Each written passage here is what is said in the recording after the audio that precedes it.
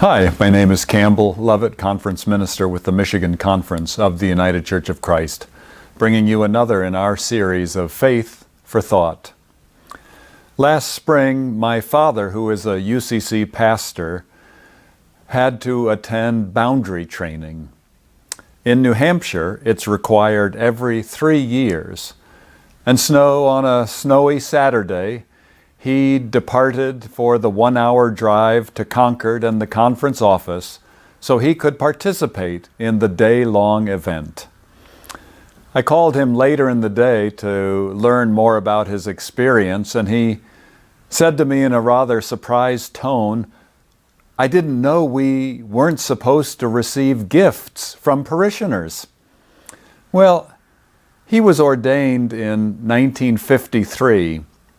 My dad is 89 years old, and he's still preaching, he's still officiating at weddings, he still needs his boundary training, and he's still learning new things each time. I think that's one reason that I'm surprised when I hear from authorized ministers that they don't need boundary training, that it doesn't apply to them, that they would never do anything wrong.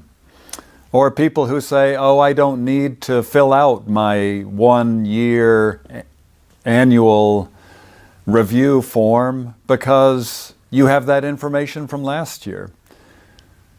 You know, ministry is one of the few professions that doesn't require any ongoing educational experiences, testing, or credentialing in order to continue to serve.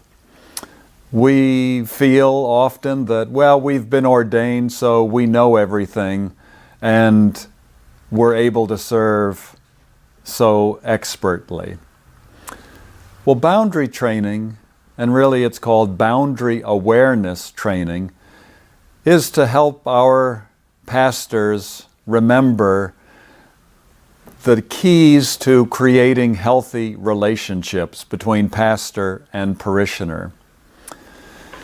Ministry creates imbalance in relationships because the pastor often has the power of the office, the power of position, the power of authority, and there's a natural imbalance of relationship. And pastors have to be very careful not to exploit that relationship while we serve our parishioners equally with dignity and respect. So the next time you need to attend boundary training, I hope that you'll be a joyful participant, looking for the things that you can learn anew about the vocation that we find ourselves in, and that you can create the most healthy relationships possible. If you're a church member, I hope that you'll encourage your clergy person to attend boundary training when required, to attend and participate in racial justice training, in cultural competency experiences, in continuing education events. We all need to be lifelong learners.